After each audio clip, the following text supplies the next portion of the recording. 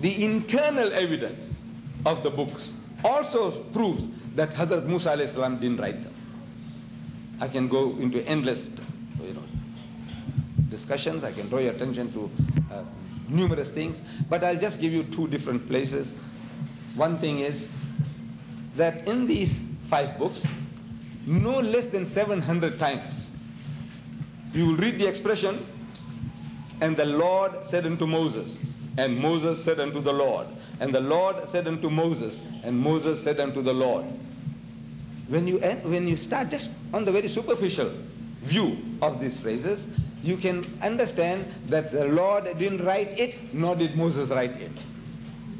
See, it's third party. Somebody else is telling you what he has heard, maybe from hearsay, that you see these were words given by God to Moses, and Moses again spoke like this and like that. If Hazrat Musa alayhi salam, Moses, if he had written these words, if he had noted them down, he would have said, and the Lord said unto me, and I said unto the Lord, and I spoke to the Lord, and the Lord said unto me. That's in the first person. This is somebody writing in the third person. That means, speaking from hearsay. So Allah didn't dictate it, nor did Musa alayhi salam write it. Very face of it. So can you blame the biblical scholars for telling us that Moses didn't write it? Put them in inverted commas. No, you can't blame them. Then in the last chapter of the last book, supposed to be the book of Moses, in the book of Deuteronomy, chapter 34, we read about the obituary of Hazrat Musa alayhi salam. Obituary, when a man dies, you put some nice, beautiful epithets on his tombstone. This here lies Mr. Ahmed Deedat, one of the great comparative study, scholars, students of religion, and so on and so on. You might put it after I'm gone. Obituary.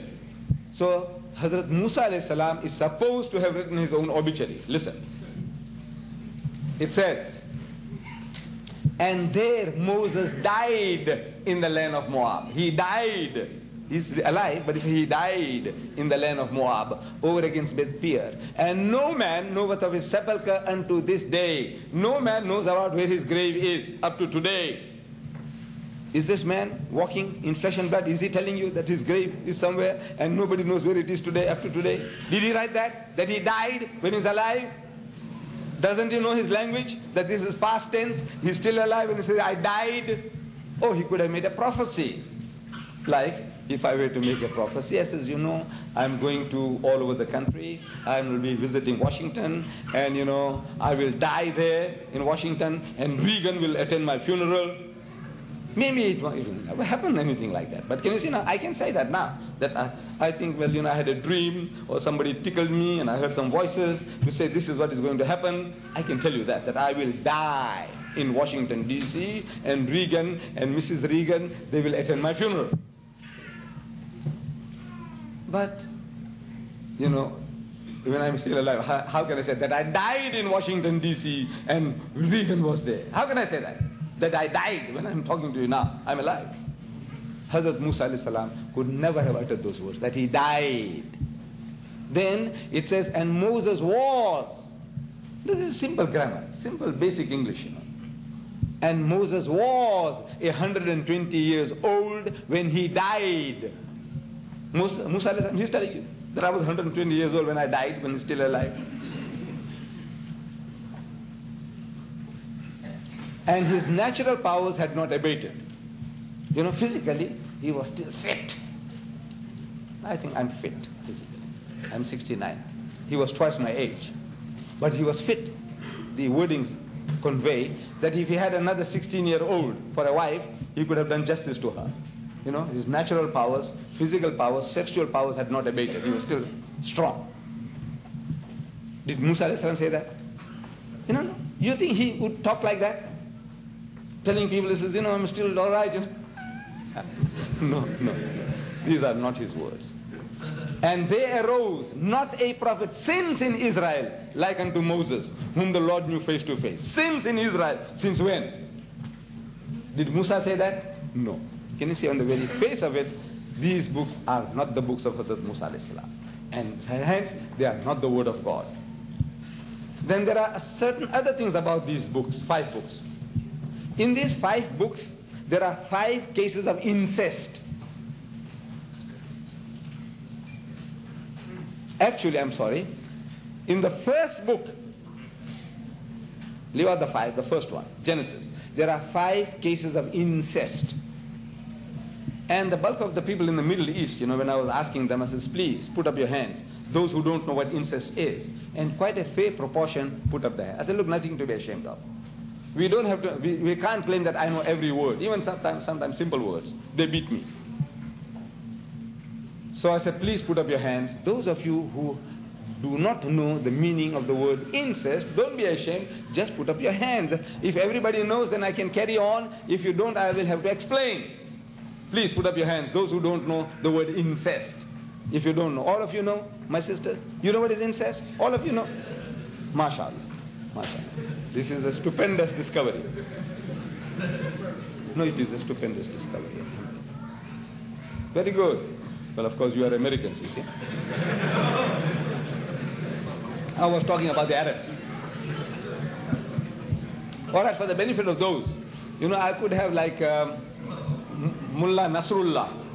He was a character among us. And this character, he was reputed to be a very, very knowledgeable person, alim. He used to wear those nice big turbans and he used to have those jubbas, not like me, you see. He used to have the jubbas, and wherever he went, people flocked around him and they thought that he was a very learned man. So he goes into a city and everybody said it was Yawmul Jumma, Friday. So everybody says, Mullah Sahib, look, leaders in the Azhar. I mean, we want you to lead us. We want you to deliver the khutbah and lead us in salat. He's very shy. He knows he can't make the grade. But they force him. He said, look, you man, such a nice big beard, lovely turban and lovely clothes. So they forced him. The poor fellow goes onto the mimbar and he says, do you know what I'm going to speak about? So they said, yes. Oh, I says, then I don't have to waste my time. You know what I'm going to speak about, so why waste time? You know it. So he got himself, recused. He freed himself. The following Friday, he's still in the town, so they catch him again. He says, you must. So he goes on to the mimbar again, Jummah time, for the khutbah, and he's asking the same question. He says, do you know what I'm going to speak about? So they decided, they said, no, this guy, when he said last week, when we said, we know, he got scot-free. They said, no, we don't know. So he said, look, in that case, he says, no sense in talking to you. No, I'm sorry. So the following week, they're still in the same city. So they prod him again onto the mimbar. And he poses the same question. You see, people don't learn. He's posing the same question. He said, do you know what I'm going to speak about? So they had decided, they said, look man, this guy got off twice. This time we'll make doubly sure that we catch him. So he said, half of us must say yes, and half of us must say no. So they did it, exactly. Half said yes, half said no. So he said, look, those of you who know, tell the others who don't know. And he got off again. I don't think I have that chance.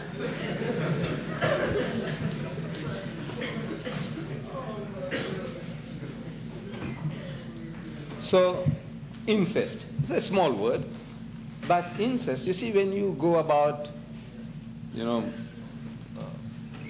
gallivanting, and you go and interfere with somebody else's wife or daughter out of marriage, we call it zina. It's adultery, fornication. That you know.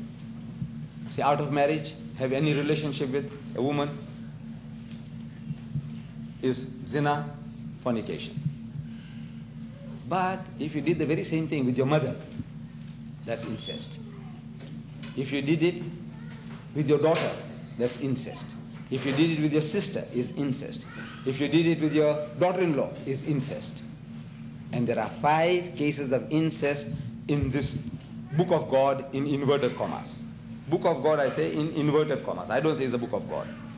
But there are 5 cases of incest in the first book of the Bible.